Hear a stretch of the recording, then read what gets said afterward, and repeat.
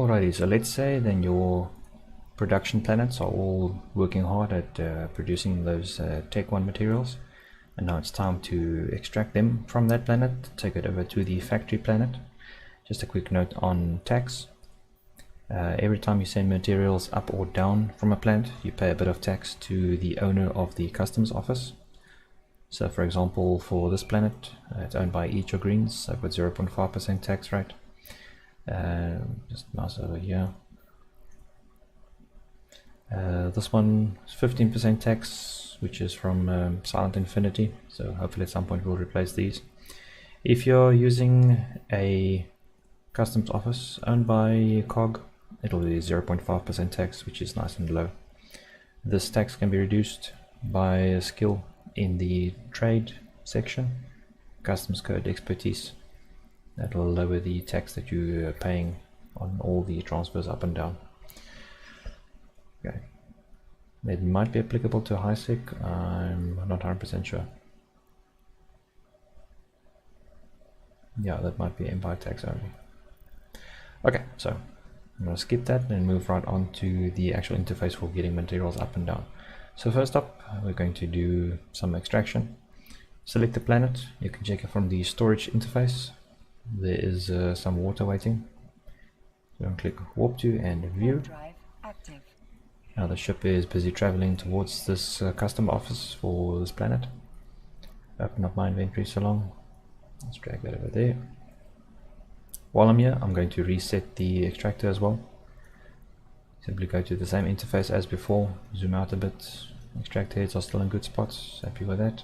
Stop, start, and submit. And there we've now reset it back to the 3-day cycle. The reason for resetting it is that all the extractors have a peak performance close to the start of the cycle. A couple of further peaks down the line, but overall there's a decline in the rate of extraction.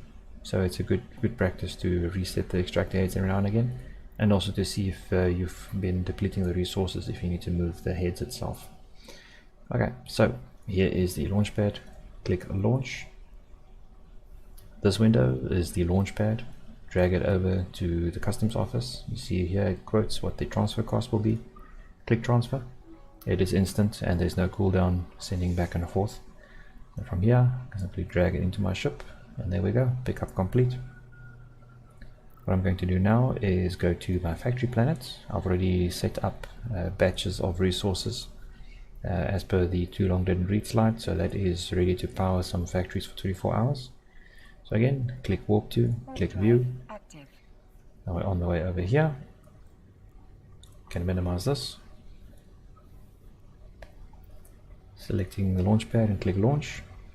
On this drop down, you can select which launchpad is active on the right hand side of this window. Whichever launchpad you open the interface from will automatically be selected, and that's how I prefer to do it, so I know I'm not working with the wrong launchpad. Just a note that if you deposit materials into the customs office, it will automatically stack, and that's what I want to avoid. So I'm going to only select one batch of each that I need. Drag that in, select all, transfer. That's 15,000 tax, which is really not too bad.